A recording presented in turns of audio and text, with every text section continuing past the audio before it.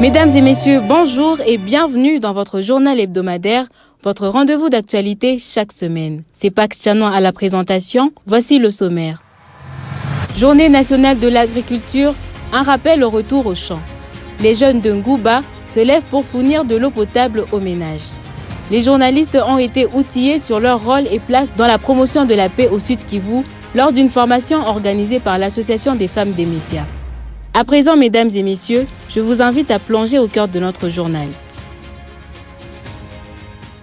La Journée mondiale des enfants africains célébrée le 16 juin de chaque année est une occasion particulière pour accorder une attention soutenue à chaque enfant du monde, mais particulièrement aux enfants africains. Arlette Birin doit pour les détails. La situation de l'enfant congolais reste obscure suite aux guerres qui déchirent la partie est du pays. Certains enfants innocents, lors des affrontements des groupes armés, sont exposés au recrutement forcé, d'autres aux travaux lourds, à l'exploitation dans le carré minier et d'autres sont abandonnés dans le riz. Journée nationale de l'agriculture, rentrant dans nos champs, l'agriculture est le socle du développement. Emmanuel Chaloukoma. Dans le monde actuel, aucune communauté humaine ne peut se maintenir sans la capacité à produire de quoi se nourrir. Si dans les anciens temps, la nature pouvait subvenir pleinement aux besoins de l'homme nomade, aujourd'hui, l'homme doit user d'ingéniosité pour produire non seulement sa nourriture, mais aussi d'autres biens et services indispensables à sa vie, notamment par la pratique agricole. Anne Mouchigo. Nous vivons de l'agriculture, nous avons besoin de manger, nous avons besoin de consommer le produit de nos champs et nous avons encore beaucoup plus besoin de consommer les produits locaux. Mais malheureusement, il y a des contraintes qui ne le permettent pas. D'abord, il y a l'affaiblissement du sol. Également, les agriculteurs qui ne parviennent pas à avoir les intrants. Il y a aussi le gouvernement congolais qui ne prend pas vraiment correctement en charge les agriculteurs et qui ne valorise vraiment pas notre agriculture.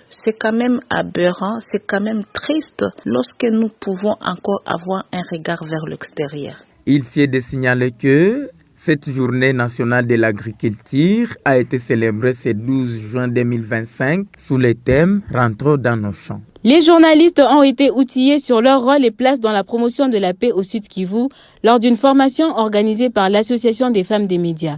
Elie Monique David. Dans le cadre du projet Médias professionnels et inclusifs pour la promotion de la redevabilité sociale, la démocratie, la cohésion sociale et la bonne gouvernance au Sud Kivu, l'Association des femmes des médias AFEM a organisé une formation avec les journalistes du Sud Kivu ce jeudi 17 juin 2025 à l'hôtel Witness situé dans la ville de Bukavu. L'objectif de cette formation était d'amener les professionnels des médias à contribuer à l'amélioration de la promotion de la cohésion sociale et à lutter contre les discours de haine et du tribalisme pour promouvoir le vivre ensemble. Nelly Adidja, chargée des programmes au sein des AFEM, explique. Nous avons réuni les journalistes pour les former sur les rôles et la place des journalistes dans la cohésion sociale. C'est par rapport au contexte actuel avec la diffusion, la propagation des messages de haine, des discours de haine. Il est vraiment important de former les journalistes sur comment ils peuvent contribuer tant soit peu à la résolution pacifique des conflits à travers leurs plumes, leurs micros et leurs caméras.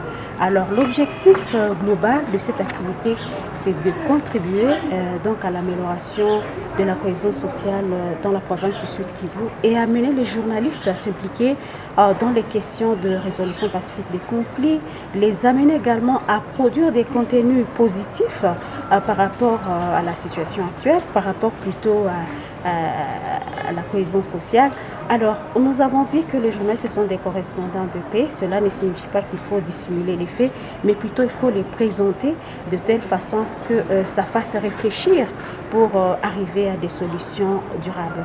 Vous savez que les médias forgent l'opinion et c'est mieux que les journalistes soient formés pour donner une information positive.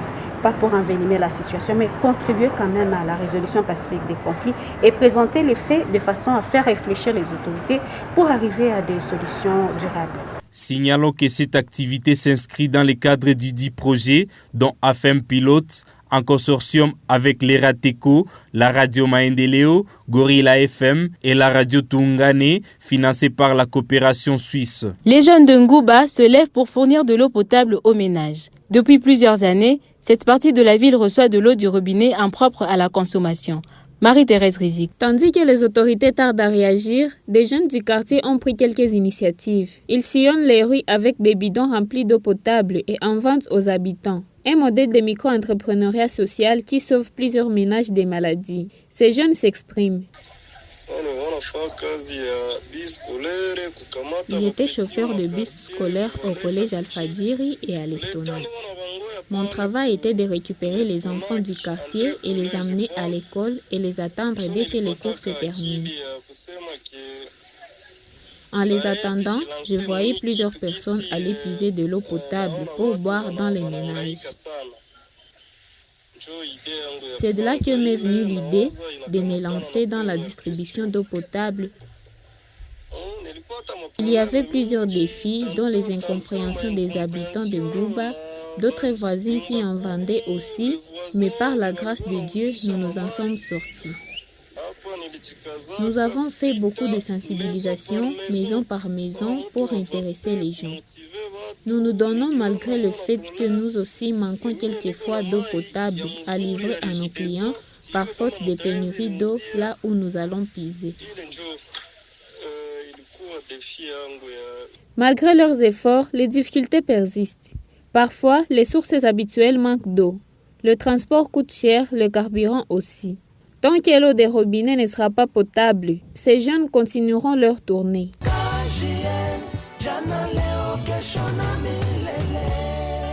À présent, mesdames et messieurs, nous vous disons merci d'avoir suivi avec attention notre journal hebdomadaire et nous vous donnons rendez-vous pour la semaine prochaine.